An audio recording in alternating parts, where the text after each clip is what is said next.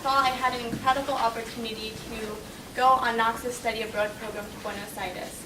And so contrary to what the title says in the pamphlet, I actually changed it to be The Power of Living Memory, and I'm going to present to you about the lessons I learned while studying abroad in Buenos Aires. Bienvenidos a Buenos Aires, meaning welcome to Buenos Aires.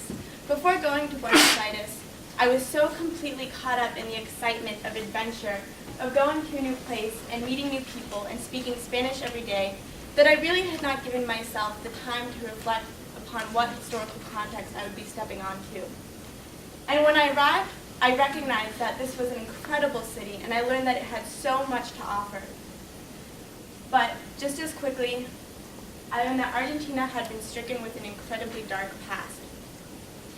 The first week that we were there, Alejandra, who was our on-site coordinator, along with other professors, gave us a crash course in the political history of Argentina. And we learned that in 1976, Argentina had been taken over by an incredibly violent military dictatorship led by this man, General Jorge Videla. And this lasted for 7 years. If anybody defied this regime or sought justice, they were subject to be persecuted. And in this time, between 9,000 and 30,000 citizens were kidnapped, tortured, and killed. People who believed that justice was the right way to run a society and that human oppression and violence was not. These people came to be known as los desaparecidos, which are the disappeared people. This had a tremendous impact on my experience in Buenos Aires. As you can see here, and you look at the faces, who are all faces of the disappeared people, you can see that they are young people. And I had thought to myself, if I were in a different setting, in a different time period, this could have been somebody like me.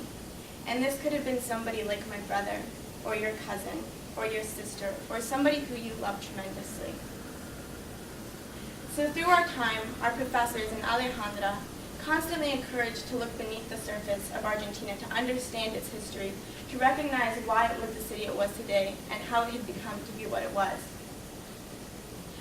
One of the places that we visited to that left a tremendous impact on me was the ex-ESMA, which is the former Navy School of Mechanics that these victims were brought to be tortured. As we went to the ex-ESMA, we first walked the foregrounds, and yes, there is a museum. It is now a conserved space of memory, and there's beautiful artwork that is portrayed and dedicated to human rights. And we discussed what had actually occurred here. And the interiors of the building are still intact and remain exactly as they had been during its use.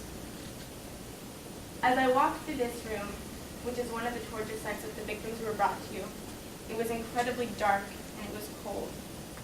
And I was walking through, I could feel the incredible weight and the presence of lost hope and despair that had been left behind by the people who had passed through here. It came to a time that this weight became so heavy that I really needed to step outside to breathe, and as I allowed my classmates to go on. So as I stepped outside the room, I saw Alejandra, and she was sitting on a chair outside the room, and she invited me to sit with her. So as I sat next to her and she recognized that I had become very emotional and overwhelmed by the situation, she asked me if there was any particular link, any particular story I had that could be related to this, why it hit me so hard. And to be honest, there really is not a personal link to this at all, just simply that I had recognized the humanity behind the situation. And at that moment, I looked up and she looked at me directly in the eyes, and I had seen that her eyes had become completely glazed over and red. And she looked at me and she said, "Mi primo estuvo aquí," meaning my cousin was here. And in that moment, I realized that this woman who I had come to know as one of the most beautiful and strong women had confessed to me her own personal tragedy that had been linked to this larger one. And I recognized that in that moment, Ale had used this personal tragedy as a form of motivation to push herself forward. She was an incredible professor, a historian, an activist, filmmaker, and a dancer. You can see Ale here. And she had formed this dance group called the Durua, which is an African dance group that performs different choreographies in social movements and peace rallies. And they use their physical bodies to symbolize those of the disappeared and the loved ones that they lost in a formation that they are moving forward in a positive direction. As you can see, they are linking arms and marching forward and dancing through this. So taking this to the broader context, one might think that a country that has experienced such a terrible tragedy could not move forward. But I found that the Argentines had defied this. There was incredible street art throughout the entire city that created the spaces of cement and gray walls into beautiful spaces of color and invoked positivity. Here is a mural of Las Madres de Plaza de Mayo, also shown here, which is one of the first human rights organizations that formed in defiance against the regime and was formed by a group of mothers who had lost their children. Today it is now open to anybody who wishes to participate, and even visitors. Every Thursday, from their beginning, they meet in Plaza de Mayo, which is one of the main squares in Buenos Aires, and they call out the names of their loved ones that they had lost. And after each and every single name, they call out presente, presente, presente, saying that their presence of the loved ones that they lost is still there and is still alive in their hearts and throughout the city. And as I said earlier, there are also spaces of memory, such as the ex-ESMO, where they have graffiti artists come in and they create the space to be more colorful and beautiful. So how did this apply to my study abroad experience, and how can we apply it to a broader scope, to society and globally?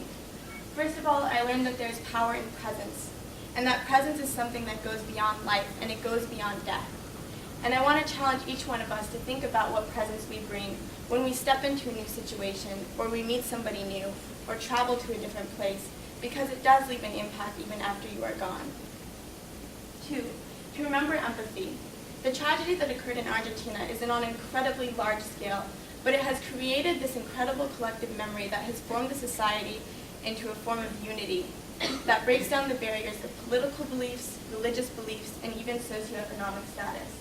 But I don't believe that we as a society need to experience something on such a tremendous scale, that each one of us can recognize our own tragedy and recognize that others too have had their own tragedy or loss or heartbreak. And we too can use that to move forward in a positive direction. So find the link that connects us, whether it is through a tragedy, a shared experience, happiness, or even just by simply being human. Find the link so that we can move forward. And fourth of all, apply your life to living. If I had not learned about this at the very beginning of my stay, I do not know if I would have fully been able to live and immerse myself in the culture that I did, or to be able to engage in the beautiful terrains I visited, or meet the friends that I did, or listen to music, or build an incredible relationship with my host family. So I want to leave on this note, because it is important that we think about these things constantly. And this is taken from a sculpture in El Parque de la Memoria, which is a sculpture in a memorial park in Buenos Aires, which is dedicated to los desaparecidos. And it says, pensar es un hecho revolucionario, which means to think is a revolutionary act.